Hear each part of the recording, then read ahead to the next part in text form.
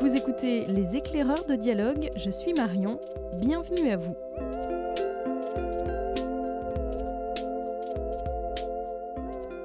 On poursuit notre série consacrée à la thématique « Le livre qui a changé votre vie » et aujourd'hui c'est notre libraire curieuse Nolwenn qui se prête au jeu. Bonjour Nolwenn. Bonjour Marion. Alors c'est une question difficile que je te pose. Oui, tout à fait, parce que c'est difficile de trouver un livre qui a changé notre vie. Je pense qu'il y a plein de livres qui nous marquent au fil des ans. Mais en tout cas, moi, spontanément, ce que je réponds ces dernières années, c'est sans hésiter la série La Passe Miroir de Christelle Dabos, qui est une série initialement écrite pour la jeunesse, pour les ados, que j'ai découvert tard. J'avais 27 ans, je venais d'avoir mon premier enfant et je reprenais le travail, parachuté un petit peu par hasard au rayon jeunesse de la librairie Dialogue. Et je ne connaissais strictement rien en littérature jeunesse. J'avais pas mal d'a priori, je pense aussi. Je ne lisais pas du tout de littérature de l'imaginaire, pas du tout de littérature fantastique. J'étais un petit peu hermétique à tout ça, je pense. Mais il a bien fallu que je m'y mette. Et il y avait ce livre que je trouvais très beau, cette série, parce qu'il y avait déjà les 3 premiers tomes qui étaient sortis. Du coup, ce livre qui m'attirait avec la jolie couverture bleu ciel. Et tout le monde me disait c'est génial, faut que tu essayes. Effectivement, j'ai essayé.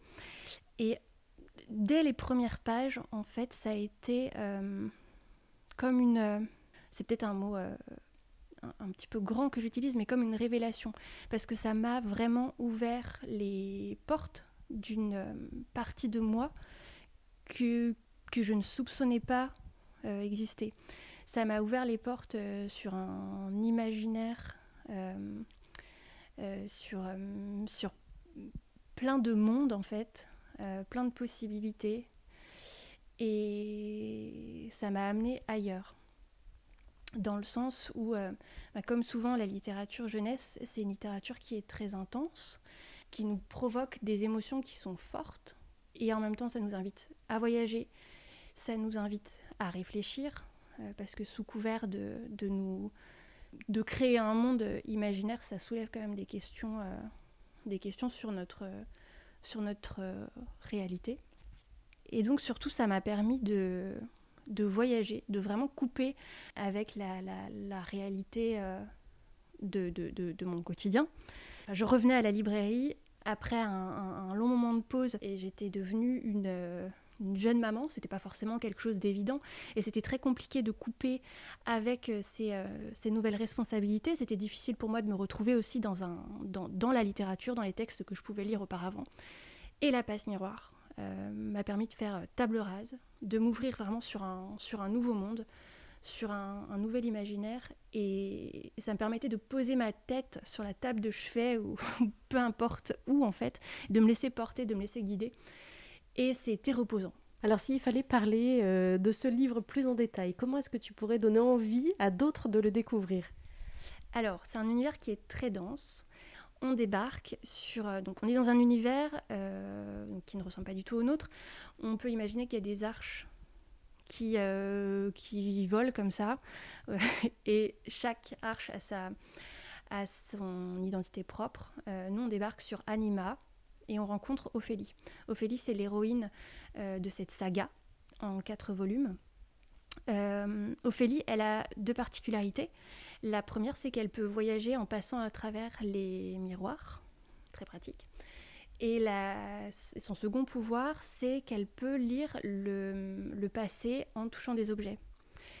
Et cette Ophélie-là, elle est choisie pour se marier avec l'intendant d'une autre arche qui s'appelle Thorn, qui est un personnage tout à fait désagréable et beaucoup plus âgée qu'elle. Enfin bref, elle va être fiancée de force à Thorn, arrachée à son arche Anima pour se rendre sur une arche où tout est beaucoup plus froid, où c'est un hiver éternel, avec des personnages très antipathiques. Et donc ça va être dans le premier tome, notamment on suit son adaptation à ce nouveau monde, à la découverte de l'Arche et de ses habitants. C'est une saga que l'on peut lire à tout âge, dans le sens où c'est dense justement, c'est-à-dire qu'il y a matière à réfléchir, c'est sublimement écrit. Il y a des passages qui sont inoubliables, je trouve. Et puis Ophélie, surtout, c'est une jeune femme qui a beaucoup de caractère, beaucoup de charisme et qu'on voit évoluer au fil des textes. Et c'est vrai que quand on arrive au dernier volume de la série, on se dit, elle a subi Ophélie, mais elle a grandi aussi. Et c'est fort ce qu'on a fait Christelle Dabos. Et Christelle Dabos, justement, envers qui j'ai une reconnaissance incroyable parce qu'elle nous offre vraiment un univers incroyable. Quel imaginaire c'est. Je ne sais même pas comment elle a cherché, trouvé tout ça, parce que c'est grand, c'est vraiment très très grand. Tu l'as conseillé à ton tour à de nombreuses reprises ? Ah oui, j'ai commencé à lire la saga en novembre, début décembre 2017 du coup. Tu peux être sûr que Noël 2017, c'était passe miroir, passe miroir, passe miroir. Et encore après, en fait, oui, je pense que c'est une série qui est très dure à résumer finalement. Mais par contre, je pense que ce que les lecteurs aiment, c'est de voir la passion aussi avec laquelle on en parle. Et juste parfois dire, lisez-le parce que c'est trop bien. Ça peut aussi marcher. On rappelle donc le titre du livre qui a changé ta vie, Nolwenn. Donc le livre qui a changé ma vie, c'est La passe miroir de Christelle Dabos. Et le titre du premier volume, c'est Les fiancés de l'hiver. Merci beaucoup. Merci Marion.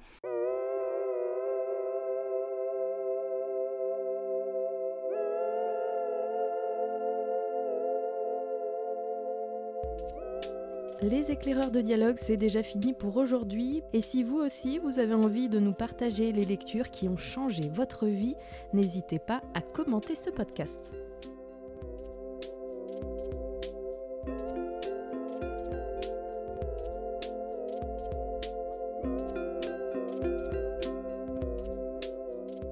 Je ne sais pas vous, mais de mon côté, il me tarde déjà de vous retrouver pour de nouvelles découvertes. À très vite.